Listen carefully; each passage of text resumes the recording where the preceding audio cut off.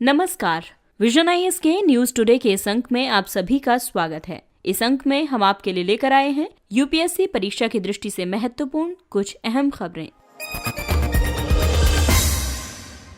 इस अंक की सबसे पहली खबर संघ लोक सेवा आयोग से। संघ लोक सेवा आयोग द्वारा केंद्रीय प्रशासन में पार्श्व प्रवेश के लिए अधिसूचना जारी की गई। यूपीएससी ने केंद्रीय प्रशासन में संयुक्त सचिव और निदेशक स्तर पर अनुबंध के आधार पर 30 पदों पर भर्ती के लिए एक अधिसूचना जारी की है।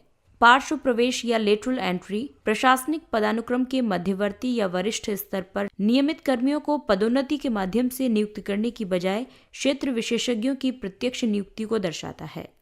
आइए अब जानते हैं पार्श्व प्रवेश के लाभ। विशिष्ट कौशल और क्षेत्र विशेषज्ञता वाले लोगों को शामिल करके नीति निर्माण में नई प्रतिभाओं को अवसर प्रदान करना। प्रथम प्रशासनिक सुधार आयोग, सुरेंद्रनाथ समिति, होता समिति और द्वितीय प्रशासनिक सुधार आयोग द्वारा भी विशेषज्ञता की आवश्यकता को रेखांकित किया जा चुका है। इससे नौकरशाही में प्रतिस्पर्धा का समावेश होगा, जिससे दक्षता में वृद्धि संभव हो सकेगी। इसकी भूमंडलीकरण और शासन के डिजिटलीकरण जैसे नए मुद्दों के साथ शासन में बढ़ती जटिलता के समाधान के लिए आवश्यकता है। अधिकारी संवर्ग में मौजूद व्यापक रिक्तियों को भरने में सहायता मिलेगी। नियुक्ति के लिए प्रतिभावान अधिकारियों का अपेक्षाकृत व्यापक विकल्प प्राप्त होगा। इसके अलावा पार्श्व प्रवेश से संबंधित कुछ मुद्दे भी विद्यमान हैं, जैसे उत्तरदायित्व और जवाबदेही सुनिश्चित करने में कठिनाई का सामना करना पड़ सकता है।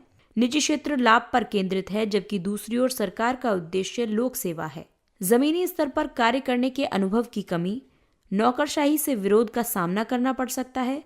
इससे मौजूदा अधिकारी हतोत्साहित हो सकते हैं। इसके अलावा वैधता बनाए रखने के लिए चयन प्रक्रिया में पारदर्शिता आवश्यक है। व्यवसाय करने में सुगमता को बढ़ावा देने के लिए शिक्षु अधिनियम में संशोधन किया जाएगा। शिक्षु अधिनियम 1961 शिक्षुओं के प्रशिक्षण के विनियमन और नियंत्रण का प्रावधान करता है। शिक्षु प्रशिक्षण यानी अप्रेंटिसशिप ट्रेनिंग किसी उद्योग या प्रतिष्ठान में बुनियादी प्रशिक्षण और कार्यस्थल पर प्रशिक्षण के संयोजन पर आधारित एक प्रशिक्षण पाठ्यक्रम है। ये एक वृत्ति या स्टाइपेंड के रूप में वेतन अर्जन सहित संबंधित विषयों के सैद्धांतिक ज्ञान के साथ कार्य आधारित अधिगम को संबद्ध करता है। शिक्षु अधिनियम के अंतर्गत 30 या अधिक कर्मचारियों वाली फर्मों को प्रत्येक वर्ष न्यूनतम 2.5% शिक्षुओं को प्रशिक्षित करना पड़ता है। यह अधिकतम कुल कर्मचारियों की संख्या के 15% तक हो सकता है। हालांकि अनुमानों के अनुसार सार्वजनिक क्षेत्र के उद्यमों सहित कोई भी कंपनी कुल कार्यबल के 2.5 से 3% से अधिक शिक्षुओं को प्रशिक्षित नहीं करती है। इसके अलावा कार्यस्थल की बदलती प्रकृति, अधिगम के लिए आभासी मंचों का उपयोग और प्रशिक्षण के लिए पर्याप्त अवसंरचना के निर्माण के कारण अधिनियम में संशोधन की आवश्यकता अनुभव की गई है। राष्ट्रीय प्रशिक्षुता संवर्धन योजना वर्ष 2016 में आरंभ की गई थी।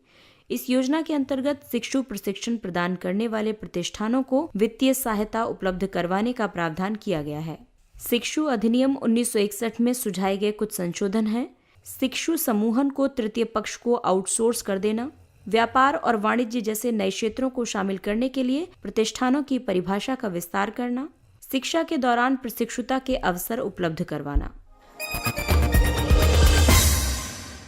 अगली खबर बजट से संबंधित है। संघीय बजट 2021-22 में वित्त मंत्री ने राष्ट्रीय रेल योजना 2030 को अनुमोदित किया। भारतीय रेलवे ने पिछले वर्ष दिसंबर माह में एनआरपी का प्रारूप जारी किया था। एनआरपी रेलवे के भविष्य के सभी अवसंरचनात्मक, व्यावसायिक और वित्तीय नियोजन का एक साझा मंच होगा। आइए अब आपको बताते हैं इस योजना के उद्देश्य। वर्ष 2030 तक मांग से अधिक क्षमता का संवर्धन करना। इससे वर्ष 2050 तक बढ़ने वाली मांग की पूर्ति की जा सकेगी। वर्ष 2030 तक माल ढुलाई में रेलवे का आदर्श सहभाजन यानी माल ढुलाई के अन्य विकल्पों के बीच रेलवे की भागीदारी वर्तमान के 27% से बढ़ाकर 45% तक करना। आपको बता दें कि इससे राष्ट्रीय प्रतिबद्धता के एक हिस्से के रूप में कार्बन उत्सर्जन कम करने में सहायता प्राप्त होगी। रेल परिवहन की कुल लागत में लगभग 30% की कमी लाना और ग्राहकों को इसका लाभ प्रदान करना। मालगाड़ियों की औसत गति को वर्तमान में 22 किलोमीटर प्रति घंटे से बढ़ाकर 50 किलोमीटर प्रति घंटे करके माल ढुलाई की समय लागत में पर्याप्त कमी करना। वर्ष 2030 तक निवल शून्य कार्बन उत्सर्जन की स्थिति प्राप्त करना। वर्ष 2024 तक कुछ महत्वपूर्ण परियोजनाओं के त्वरित कार्यान्वयन के लिए एनआरपी के भाग के रूप में विजन 2024 का आरंभ किया गया है, जैसे कि 100% विद्युतीकरण, भीड़भाड़ वाले मार्गों की मल्टी ट्रैकिंग आदि। एनआरपी वर्ष 2030 तक पूंजी निवेश में एक प्रारंभिक वृद्धि की परिकल्पना करता है। वर्ष 2030 के बाद सृजित राजस्व अधिशेष भविष्य के पूंजी निवेश के लिए पर्याप्त होगा। रेल परियोजनाओं के लिए राजकोष से वित्तीयन की आवश्यकता नहीं होगी। संघीय बजट में रेलवे से संबंधित अन्य महत्वपूर्ण घोषणाएं हैं। पश्चिमी एवं पूर्वी समर्पित मालवाहक गलियारे को जून 2022 तक कार्यशील कर दिया जाएगा। डेडिकेटेड फ्रेट कॉरिडोर के कुछ हिस्से सार्वजनिक निजी भागीदारी प्रणाली के अंतर्गत संचालित होंगे। पूर्वी तट गलियारा जो कि विजयवाड़ा से खड़गपुर तक है, पूर्व पश्चिम गलियारा जो कि भुसावल से खड़गपुर या दनकुनी तक है, और उत्तर दक्षिण गलियारा जो कि इटारसी से विजयवाड़ा तक है, इनकी स्थापना की जाएगी। सभी ब्रॉडगेज मार्गों का दिसंबर 2023 तक विद्युतीकरण किया जाएगा। यात्री सुरक्षा और सुविधा के लिए कई उपाय किए जाएंगे। भारत बांग्लादेश सीमा में नदियों और दुर्गम भूभाग की वजह से 60 किलोमीटर क्षेत्र की बाड़बंदी संभव नहीं है। भारत बांग्लादेश 4095 किलोमीटर की अंतर्राष्ट्रीय सीमा साझा करते हैं। इसमें से 1116 किलोमीटर की सीमा नदी तटीय क्षेत्र के अंतर्गत आती है। भारतीय राज्यों में पश्चिम बंगाल बांग्लादेश के साथ सर्वाधिक, जबकि मिजोरम सबसे कम सीमा साझा करता है। छिद्रित और खुली सीमाएं हथियारों, मादक द्रव्यों, लोगों और मवेशियों की तस्करी के लिए मार्ग प्रदान करती हैं। घुसपैठ की अधिकतम घटनाएं भारत बांग्लादेश सीमा पर ही दर्ज की जाती हैं। भारत और बांग्लादेश के बीच वार्षिक तौर पर लगभग $1 बिलियन की मवेशी तस्करी की जाती है। आइए अब जानते हैं भारत और बांग्लादेश सीमा प्रबंधन की चुनौतियां। सीमावर्ती क्षेत्रों में जनसंख्या घनत्व अधिक उच्च होना। भारत बांग्लादेश की सीमाओं की सुरक्षा सैन्य और पुलिस बलों द्वारा की जाती है, जो केंद्र और राज्यों के विभिन्न मंत्रालयों को रिपोर्ट करते हैं। महत्वपूर्ण अवसंरचना का अभाव, जैसे निगरानी tower, bunker, border flood light आदि। सीमावर्ती राज्यों में निर्जातीय संघर्ष और अलगाववादी आंदोलन। एक मजबूत और एकीकृत प्रणाली के रूप में व्यापक एकीकृत सीमा प्रबंधन प्रणाली को प्रारंभ किया गया था। ये मानव संसाधन, हथियारों और उच्च तकनीक युक्त निगरानी उपकरणों को एकीकृत करके सीमा सुरक्षा की वर्तमान प्रणाली में मौजूद अंतराल को कम करने में सक्षम है।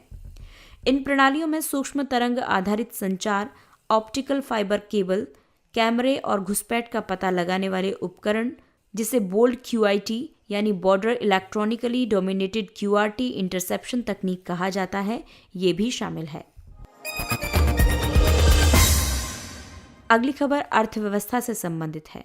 न्यू डेवलपमेंट बैंक द्वारा राष्ट्रीय निवेश और अवसंरचना कोष के फंड ऑफ फंड्स में $100 मिलियन का निवेश किया गया। ये निवेश भारत में न्यू डेवलपमेंट बैंक के प्रथम इक्विटी निवेश को दर्शाता है। NDB के निवेश का उद्देश्य भारत में निजी पूंजी निवेश का समर्थन करना है, वह भी तब जब भारतीय कंपनियां अपने दीर्घकालिक विकास लक्ष्यों की प्राप्ति के लिए अत्यावश्यक इक्विटी की मांग कर रही हैं। NDB ब्राजील, रूस, भारत, चीन और दक्षिण अफ्रीका द्वारा स्थापित एक बहुपक्षीय विकास बैंक है।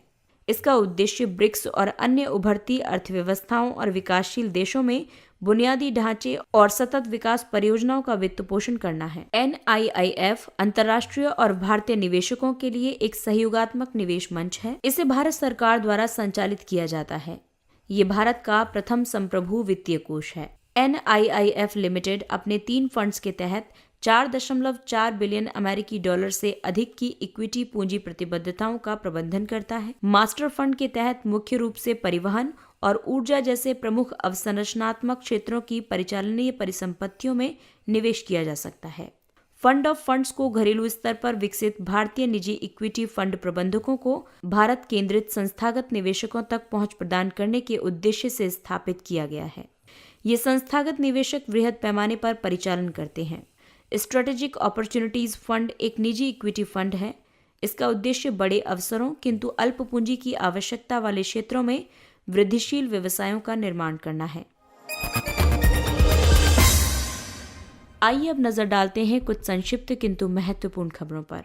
म्यांमार के वर्तमान और पूर्व सैन्य अधिकारियों पर अमेरिकी प्रतिबंध। अमेरिका ने म्यांमार के सत्ता परिवर्तन में संलिप्त 10 वर्तमान और पूर्व सैन्य अधिकारियों सहित 3 संस्थाओं पर प्रतिबंध आरोपित कर दिया है। म्यांमार में सेना ने बीती 1 फरवरी को सरकार को अपने पूर्ण नियंत्रण में लेते हुए 1 वर्ष के लिए आपातकाल घोषित कर दिया था। ये देश की नवनिर्वाचित संसद की निर्धारित बैठक से पहले ही कर दिया गया था। सेना ने नवंबर 2020 के आम चुनावों को शून्य घोषित करके आंग सान सू की को बंदी बना लिया है। वो national league for democracy party की प्रमुख हैं। इसी दल ने चुनाव में विजय प्राप्त कर सरकार का गठन किया था। म्यांमार में सत्ता परिवर्तन के बाद संपूर्ण देश में नागरिक विरोध प्रदर्शन किए जा रहे हैं। नेशनल स्टॉक एक्सचेंज कोलोकेशन का मामला। एनएससी को इन आरोपों का सामना करना पड़ रहा है कि कुछ शेयर ब्रोकर्स को कोलोकेशन सुविधा, त्वरित लॉगिन और डार्क फाइबर के माध्यम से अधिमानी पहुंच प्राप्त हुई है, जो किसी व्यापारी को किसी एक्सचेंज के डेटा फीड में अत्यंत तीव्र पहुंच प्रदान कर सकते हैं। एनएससी की कोलोकेशन सुविधा स्टॉक ब्रोकर्स को किराए पर विशिष्ट रैंक अधिग्रहित करने और एक्सचेंज परिसर के भीतर अपने सर्वर और सिस्टम को स्थापित करने की अनुमति प्रदान करती है। यहाँ कोलोकेशन का मतलब एक्सचेंज परिसर में या उसके अत्यंत निकट ब्रोकर्स द्वारा स्थापित किए जाने वाले सर्वर से है। इससे समीप के ब्रोकर्स दूर के ब्रोकर्स की तुलना में एक्सचेंज के सर्वर को तेजी से एक्सेस कर सकते हैं। हाल ही में भारतीय प्रतिभूति और विनिमय बोर्ड ने कोलोकेशन मामले में एनएससी पर 1 करोड़ रुपए का जुर्माना आरोपित किया है। ये 3 वर्ष की जांच के आधार पर किया गया। जलाभिषेकम अभियान। हाल ही में इस योजना के तहत निर्मित 57,000 जल संरचनाओं का लोकार्पण किया गया। इस जलाभिषेकम अभियान को वर्ष 2006 में प्रारंभ किया गया था। ये मध्य प्रदेश में स्थानीय समुदाय द्वारा संचालित एक जल संरक्षण अभियान है। इस अभियान के घटकों में शामिल है जल संरक्षण संरचनाओं का नवीनीकरण, सिंचाई के लिए टैंक का निर्माण और नदी का पुनरुद्धार आदि। स्पाइनल मस्कुलर एट्रोफी (SMA) ये एक आनुवंशिक विकार है जो शारीरिक गतिविधियों में प्रयुक्त होने वाली मांसपेशियों में कमजोरी और क्षीणता को दर्शाती है। ऐसा विशिष्ट तंत्रिका कोशिकाओं की क्षति के कारण होता है। इन्हें मोटर न्यूरॉन्स कहा जाता है, जो मांसपेशियों की गति को नियंत्रित करते हैं। यह अक्सर शिशुओं और बच्चों को प्रभावित करता है और उनके लिए अपनी मांसपेशियों का उपयोग करना कठिन बनाता है। होप मिशन ये संयुक्त अरब अमीरात का एक मंगल मिशन है। होप या अमल लॉन्च किए गए ऑर्बिटर का नाम है। इसके साथ ही यूएई मंगल ग्रह पर अंतरिक्ष यान प्रक्षेपित करने वाला प्रथम अरब देश बन गया है और अमेरिका, सोवियत संघ, यूरोप और भारत के बाद ऐसा करने वाला विश्व का 5वां देश बन गया है। अपने प्रथम प्रयास में सफलता प्राप्त करने वाला यूएई भारत के बाद दूसरा देश है। होप 2 वर्ष में मंगल की परिक्रमा करेगा। प्रोब का उद्देश्य मंगल ग्रह के वायुमंडल का प्रथम संपूर्ण चित्र निर्मित करना है। जनजातीय कल्याण के लिए गैर सरकारी संगठनों को धन आवंटित किया गया। जनजातीय कार्य मंत्रालय गैर सरकारी संगठनों या स्वैच्छिक संगठनों के माध्यम से 2 योजनाओं को लागू कर रहा है। अनुसूचित जनजातियों के कल्याण के लिए स्वैच्छिक संगठन को सहायता अनुदान। इसका उद्देश्य जनजातीय क्षेत्रों में शिक्षा, स्वास्थ्य, पेयजल आदि सेवाओं में कल्याणकारी योजनाओं की पहुंच बढ़ाना है। कम साक्षरता वाले जिलों में अनुसूचित जनजाति की बालिकाओं के बीच शिक्षा का सुदृढ़ीकरण करना। इसमें चिन्हित जिलों या खंडों में जनजातीय बालिकाओं के 100% नामांकन को सुविधाजनक बनाकर सामान्य महिला आबादी और जनजातीय महिलाओं के बीच साक्षरता स्तर के अंतर को कम करना शामिल है। विश्व यूनानी दिवस 11 फरवरी। इसे यूनानी विद्वान और समाज सुधारक हकीम अजमल खान की जयंती पर मनाया जाता है। यूनानी चिकित्सा मध्य पूर्व और दक्षिण पूर्वी एशियाई देशों में प्रचलित पारंपरिक चिकित्सा की एक पद्धति है। ये यूनानी अरबी चिकित्सा की परंपरा को संदर्भित करती है। भारत में अन्य प्रमुख पारंपरिक चिकित्सा पद्धतियां हैं आयुर्वेद, योग, सिद्ध, सोवा रिगपा, प्राकृतिक चिकित्सा आदि। इसके साथ ही ये अंक समाप्त होता है। अगले अंक में फिर मुलाकात होगी कुछ अन्य महत्वपूर्ण खबरों के साथ। तब तक अपना ख्याल रखिए, सुरक्षित दूरी बनाए रखिए, मास्क पहनिए। नमस्कार।